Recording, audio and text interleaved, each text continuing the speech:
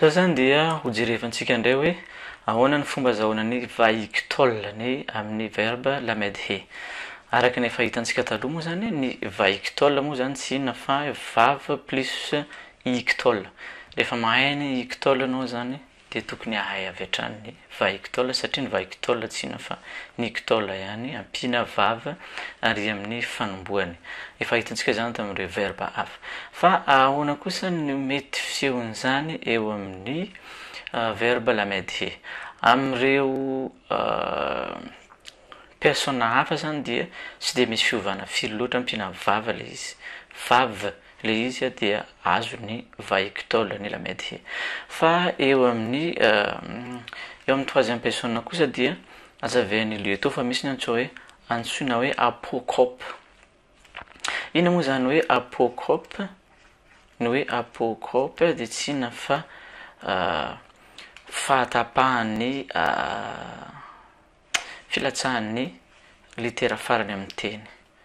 Filatsahan'ny litera farany amin'ny teny anankiray. Ohatra zao izy ao nanazavana azy ohatra hoe ny verbe asa. Asa lamed he io satria miafara amin'ny he. Asa zany dia lasa inona ilay izy? Ny mahatonga an'ilay izy mitapaka ny farany dia satria raha jerevinareo tsara ilay ohatra omeny azy zany vayas Adonai le Sara kasher diber. Vayas Adonai le Sara kasher diber. Dia le hoe vayas de troisième personne masculin singulier. Vayas. Tsy sina io fa sin. Dia lasa ndronge averintsika aloha ny as.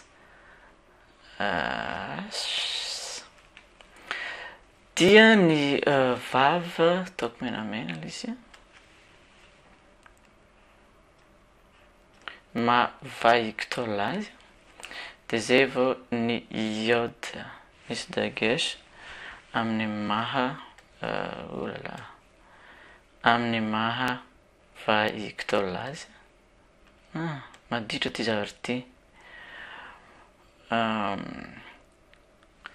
Dia araka ilay fanazavana zany dia vayas dia lasa miafoy izy ilay zanatsoratra farany satria maninona? Satria lasa mankaty amin'ilay silaby voalohany amin'ilay fanombohan'ny teny ny stress na ny accent. Aty zany no misy an'ilay tsindrim-peo dia lasa maivana ilay ty amin'ny farany. Izay no mahatonga an'ilay izy vayas. Ohatrany tsy tiako mijery azy ohatrany tsy milahatra fa aloha ataoko milahatra tsara ilay izy vayas. Zao ilay izy. Ino no mahatonga an'izao? Ny mahatonga an'io dia tsotra kely satria lasa ato zany ny lasa ato amin'ity fanombohan'ny teny ity ilay stress.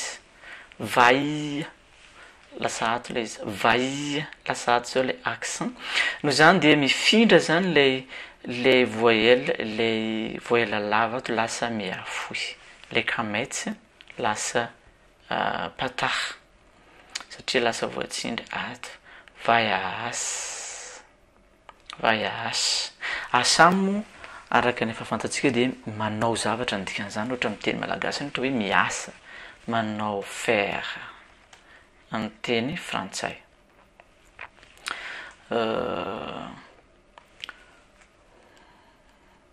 Zay zany ilay mahatonga an'ilay izy. Noho zany vokatra zany dia lasa manina ihany koa lasa latsaka na tapaka na foana ilay radical angamba tsy tokony ataoko amin'ity izy. Le he amin'ny farany zany dia lasa latsaka tsisy anytetsona satria lasa ny afo ilay zanatsoratra tato izay mahatonga azy zany tsy misy an'le etsony fa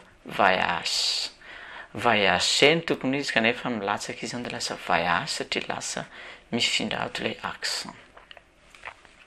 Donc atsika aka ohatra anankiray faharoa ny verbe bana va-et-vient bana ya ohatra zao ny verbe bana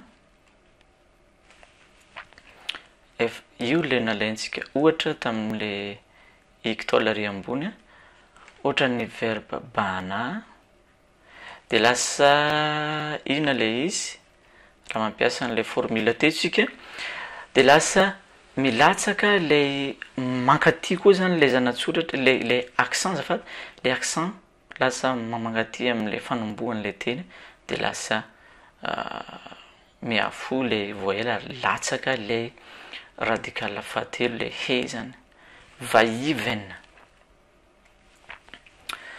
am'izay fotoan'izay zany izy de lasa raha averiko le radical so dia vava e oups ja tipatara i tia lasa miafo lasa segol lasa segol de lasa va-et-vient dia milatsaka ihany koa zany apocope ihany koa le he amin'ny farany le mabana azy apocope ty de lasa sisa zany dia va-et-vient satria lasa mifindra ato ihany koa ny accent na ny stress am'izao zay mahatonga azy va-et-vient zay daholo zany no mahatonga nyreto ohatra ny hoe raha a ina ny raha a ity verbe raha a ty ataoko kely satria tena matetika miverina ao amin'ny testament taloha tena miverina matetika ty vaillard verbe raha a ny verbe raha a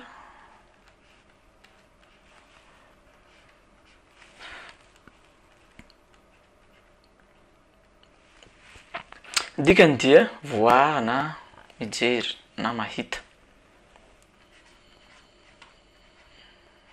amin'ny hifila izy ity zany dia lasa hirany ohatran'izany hirany dia fantatsika moa ny hifila fa mampahita donc zany dia raha ohatra Andriamanitra no mampiseho vision amin'ny mpaminany ohatra dia ny hifila no ampiasaina mampiseho fahitanahy ny tompo Andriamanitra ohatra de hifila no ampiasainy amin'izay fotoan'izay dia rehefa atao amin'ny va-ictole izy zany de lasa veriko aloha le ra a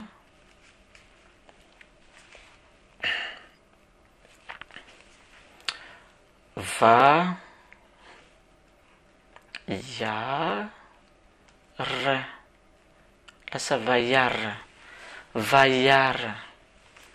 izy io de tena matetika miverimberina ao amin'ny testament taloha ary Andriamanitra dia nahita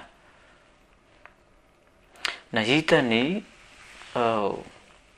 eto amin'ity texte ity zao de hoe vaillard Elohim et haor kitov hitany Elohim fa ny hazavany na ny mazava dia tsara hitany Elohim fa ny mazava dia tsara ny sujet zany zao de Elohim ary ny verbe vaillard ary ny eto isika de manambara ny complément d'objet direct donc zany inona ny zavatra hitany Elohim ny haor ny mazava na ny fahazavana ary hitany fahatsara izany Genesis 1:4 zany misy an'izay fotoan'izay matetika miverimberina ao amin'ny testamenta taloha ty vaiary Elohim kitov vaiary raha maky ny Genesis toko voalohany tsika dia hita fa hitan'Andriamanitra fa ny mazava dia tsara, hitan'Andriamanitra fa ny ino izy ty ny tany maina dia nataony an'izao sy ny sisa sy ny sisa. De ohatran'izay koa ny verbe gala ny verbe gala tsy gala des champs koa ty gala dia midika inona le izy misy sens anankiroa izy io fa ny sens ampiasantsika azy eto dia amin'ny heviny inona izy ty mandeha exilé inona moa zany mandeha ao amin'ny fahababoana être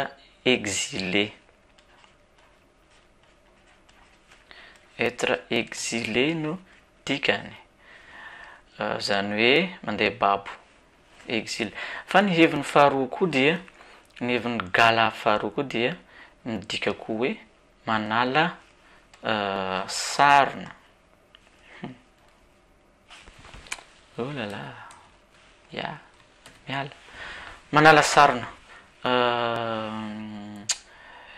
Inona moa zany manala sarona zany uncover amin'ny teny anglisy uncover unveil dikany amin'ny teny anglisy taloha zany manala sarona zavatra misarona dia esorina ny sarona izay no antsoina hoe gala ihany koa. Fa eto amin'ilay texte ampiasantsika azy dia ilay resaka exil no ampiasana azy. Vakiko ilay izy avy eo amin'ny mpanjaka faharoa 17:23 ilay izy vaigel Israël me'al admato verbe galaty zany amin'ny troisième personne masculin dia Israël no sujet me'al misy teny anankiroa ty inona io min plus al admat fa eto izy zany dia misy izy ty possessif troisième personne dia lasa admato fa ny teny ny mo zany dia ny adma iny adama ino ny adama taniny. Rehefa dika izy zany dia hoe ary Israël dia nalefa babo avy amin'ny tany min al avy amin'ny amboniny tany al ambony. Dia ny farany moa dia ny verbe haya ity mbola ho ataontsika manokana ity verbe haya ity verbe être izay manana ny conjugation manokana ihany koa fa manaraka n'ilay hitantsika teo daholo vaihi or dikan'izay zany hoe aoka hisy ny mazava azafady ary nisy ny mazava vahi satria zavatra fa tena nisy eo zany la lumière fut Genesis 1:3 no misy an'izay. Ny exercice no tena zava-dehibe eto ny fanaovanareo karazana exercice maro be ao no ahafahanareo mahafehy amin'izay zany ahoana marina ny fomba tena ataditiavana rehefa miverimberina reo exercice maro be reo zany dia taditinareo azy le izy amiko ilay fanaovana tsy anjery dia tsy dia mahasoa loatra indraindray satria raha vao miova kely ilay verbe dia mety ho very ianao fa rehefa ilay forme mihitsy sy ilay formation mihitsy no azonao tsara dia mandeha ho azy le izy. Dia ijeran'ilay préposition avec suffixe hafa koa zany tsika amin'ny lesona manaraka.